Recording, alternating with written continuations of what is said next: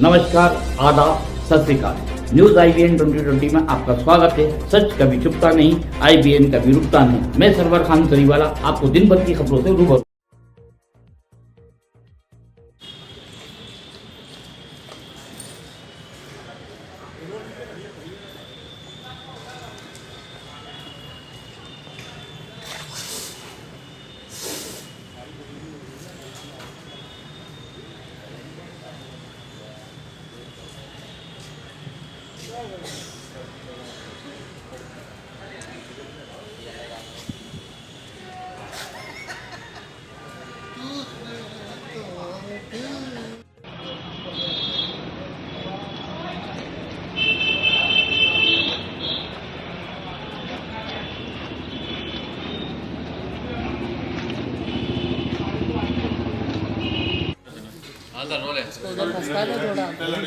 Digital arrest के मामले में नया खुलासा। जी सर, आपको ध्यान होगा कि 2 दिसंबर 24 को एक महिला वंदना गुप्ता के का डिजिटल अरेस्ट हुआ था और इस डिजिटल अरेस्ट में करीब 1 करोड़ 60 लाख रुपए की ठगी हो गई थी, जिसमें कि वो मनी लॉन्ड्रिंग और ये सब बता करके और उसको डिजिटल अरेस्ट किया गया था और उसके बाद से ठगी हुई थी। इस अपराध में हमने पहले 13 लोगों की गिरफ्तारियां की हैं। अभी जो हमने गिरफ्तारी की है वो 3 ऐसे लोगों की किया है जो लोग सिम का इस्तेमाल करके, दूसरों की सिम का इस्तेमाल करके और ये डायरेक्ट बातचीत करते थे पीड़िता से और फिर उसको डिजिटल अरेस्ट के जो तरीके अपनाए जाते हैं उन तरीक़ों से ये सीधे ये आरोपीगण बात करते थे। ये इस गैंग के दूसरे तरह के सदस्य हैं। एक इसमें 3 तरह की गैंग होती थी। एक तो जो अकाउंट उपलब्ध कराती थी और अकाउंट इकट्ठा करती थी, और ये दूसरे तरह का है जिसमें सिम कई तरह की सिम लेकर के और उन सिमों में व्हाट्सएप कॉल करके और फिर ये पीड़िता को धमकाते थे, पीड़िता को पुलिस अधिकारी बनकर और दिखा करके उसको डिजिटल अरेस्ट करके और फिर उसके पूरे पैसे अकाउंट में डलवाते थे। तो अभी जो पकड़े हैं उसमें से एक आरोपी है ये 3 गौरव तिवारी, योगेश और दूसरा है योगेश पटले और तीसरा है सुजल सूर्यवंशी। ये तीनों सिवनी के रहने वाले हैं।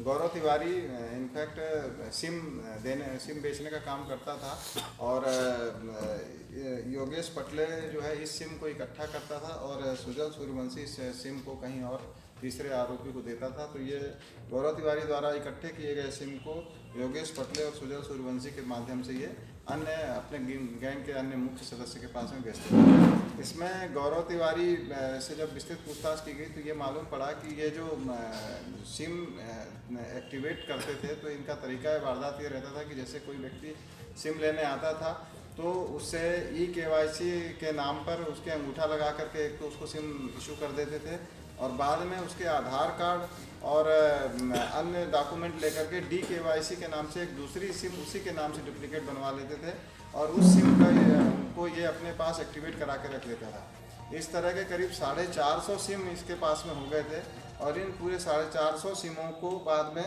ये योगेश पटले के माध्यम से इसने सुजल सूर्यवंशी तक पहुंचाया और सुजल सूर्यवंशी ने फिर आगे एक व्यक्ति को पहुंचाया जो लाओस का रहने वाला मालूम पड़ा है और वो रहने वाला तो फिरोजपुर का है, पंजाब का, लेकिन अभी फ़िलहाल वो उसकी जो आरोपियों द्वारा बताया गया है कि वो वियतनाम के पास जो लाओस है वहाँ पर ये रह रहा है और वहाँ पर ये अपने पूरे गिरोह के सदस्यों के साथ में ये वहाँ पर से ये जो ऑपरेट कर रहा है।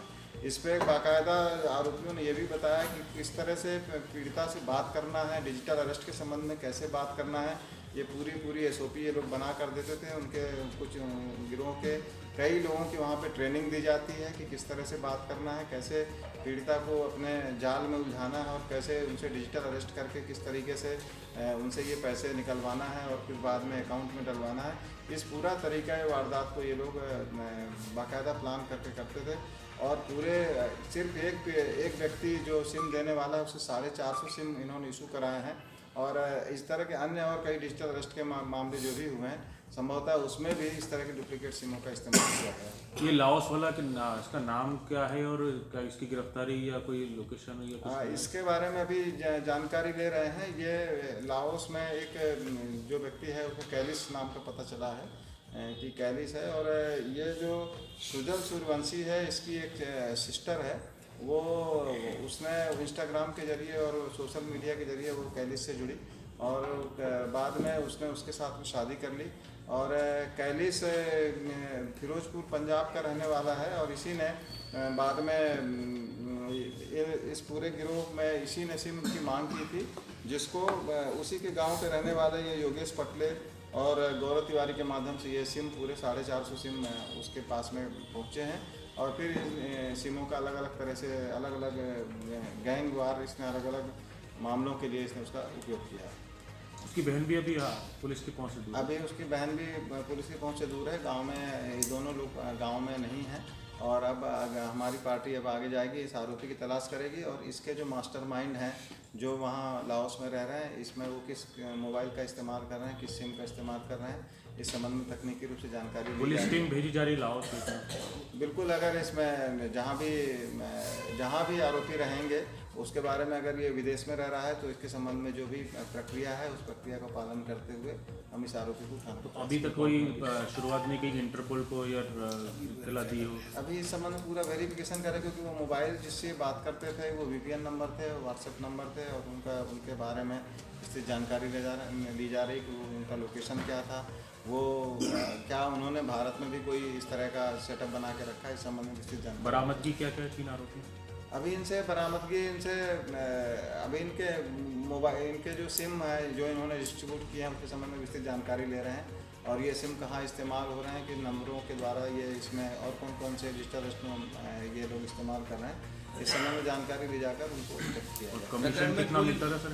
कमीशन अभी इसमें जो कमीशन मिलता था इनको पर सिम 450 सिम थे, इसमें ये जो योगेश है इसको 1 लाख रुपए इसमें मिले थे और फिर बाद में इसने अपने इन्हीं पैसों के थ्रू गौरव तिवारी जो इसमें सिम जो डिस्ट्रीब्यूटर उसको 50,000 रुपये मिले। हमारे चैनल को शेयर, लाइक और सब्सक्राइब करना ना भूलें।